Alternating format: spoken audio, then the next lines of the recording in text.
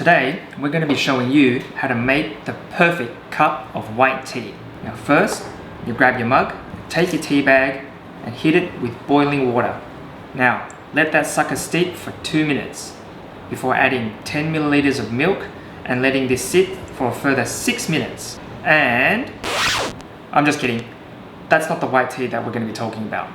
Today, we're going to be taking a look at real proper white tea from Fuding in Fujian.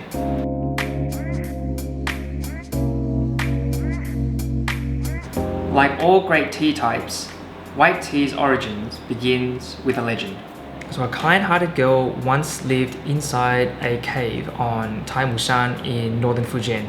And one day she discovered a magical tea bush that was growing inside of the cave. So using the leaves from this plant, she made tea that was able to miraculously cure the children from the local village who were sick with fever and dying from a measles or chickenpox-like disease.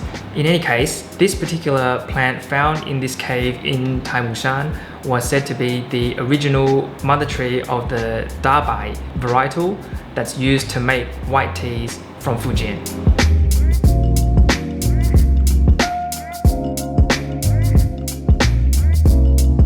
So when talking about white tea, we need to make two distinctions: the processing methods and the varietal used to make the tea. So in terms of how white tea is generally made, it's the least processed style of tea requiring the least amount of steps to make. So in essence, to make white tea, first the leaves are picked, then they're withered and dried before being lightly baked in order to completely fix and get the leaves to its final form. So because leaf oxidation isn't completely stopped like with green tea, and because there's also no shaping involved of the leaves like with oolong or black teas, the final product pretty much just look like completely dried tea leaves, which essentially that's what white tea is. But don't let the relative simplicity of white tea production kind of fool you. With very little steps involved in the production process, there's also less room to be able to fix any errors that may have occurred along the way.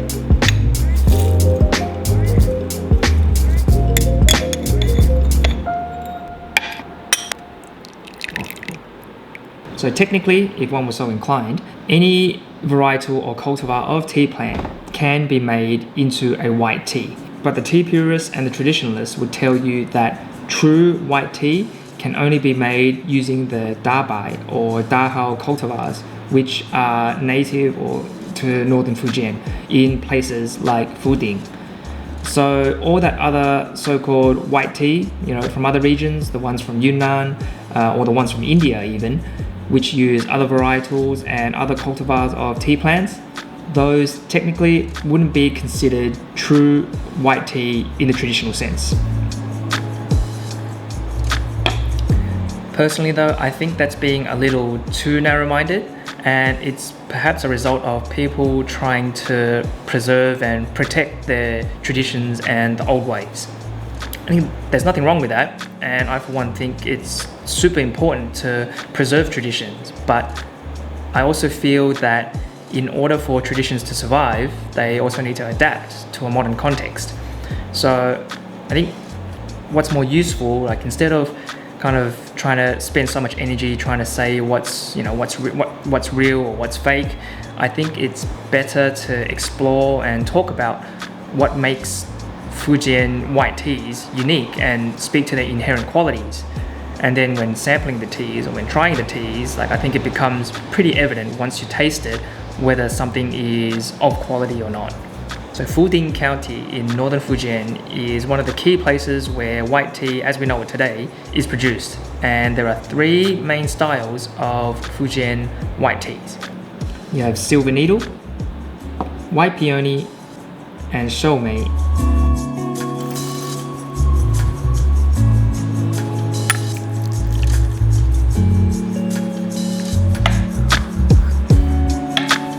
Silver Needle or Baihao Yinzhen white tea. It's the most well-known of all the white teas, and it's also generally the most expensive style of white tea as well. It's a white tea that contains only buds, and as a result, in terms of its flavor, it's quite light, and it has a very nice kind of delicate, subtle floral aroma. And in terms of its flavor, it's definitely on the more subtle and light side. Generally, it's the most expensive style of tea, not necessarily because of its superior flavor, but more because processing and picking and processing of this tea is much more labor intensive. Because the tea is limited to being buds only, like if you can imagine tea pickers out there in the field having to not only just choose to pick only the buds, from the plants without any leaves, but also imagine how many buds are required to sort of fill up their tea basket. It's quite a lot. That's usually what contributes to this tea being, on the more expensive side. So in terms of the gradings of white tea, you have Silver Needle being at the top and White Peony being the second one on the rankings. So the difference being that White Peony contains leaves, so whereas Silver Needle was purely buds only, White Peony, it's the picking standard is 1 bud and 2 leaves. So for every bud, there technically should be 2 leaves to go with it. It's still quite a delicate and fragrant style of tea.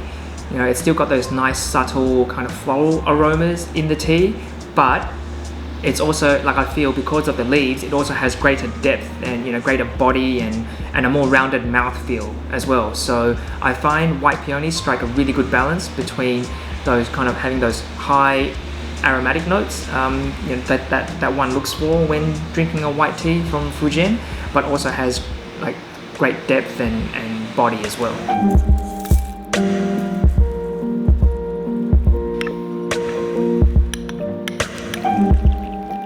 Shoumei is considered the lowest grade of white tea and consists primarily of leaves with a few buds in between. It's made from the leaves that weren't considered good enough to be made into a white peony, and the leaves themselves are picked at a later date when compared to when Silver Needles or White Peony get harvested. So as a result, not only are the leaves older, but they're typically darker and also rougher as well. And the resultant tea, whilst not quite as aromatic or as complex as say a Silver Needle or a White Peony, it's still a fairly nice tea to drink with a great texture, a great mouthfeel, and it's also fairly sweet in flavor as well. And it's also the type of tea that you can kind of throw into a pot, steep it for ages, and it's not going to get bitter as well.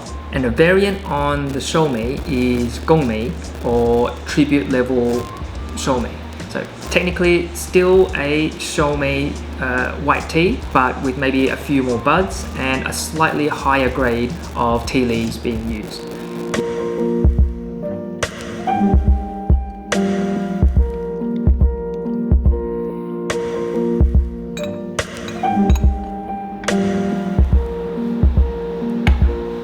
So when it comes to the 2 higher grades of Fuding white teas, Silver Needle and White Peony, a lot of tea connoisseurs tend to pick a White Peony over a Silver Needle, as you still get the high, sort of aromatic notes in the tea, but you also get greater depth and body in the texture as well, because of the leaves that are present in the tea.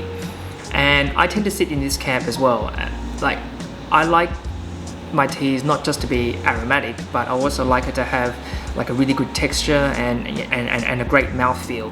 That being said, if Silver Needle is your favorite tea, then by all means, continue to enjoy it. Don't let some random guy on YouTube or anyone else tell you any different. I also find certain Gongmeis to be pretty great as well. If I'm looking for something more of an everyday type of tea that I don't really need to think too much about when I'm brewing. With a Gongmei, I can sort of just grab a bunch of leaves, not worry too much about it, throw it into a pot or a gaiwan, brew it, and steep it for however long I want, or brew it at whatever temperature I want, and it's still going to taste pretty good. It's not a tea that I have to sort of fuss too much about, and it's great in terms of an everyday drinker, or if I just want to kind of really relax and not have to think too much about the tea that I'm brewing.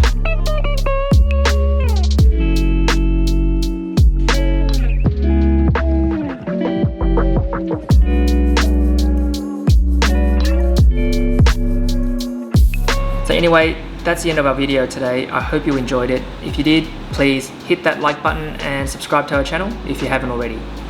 What are your thoughts on white tea? Do you like it? Do you love it? Or do you think it's, nothing more than just lightly flavored water? Let us know in the comments below, and we'll see you guys in the next video. Bye.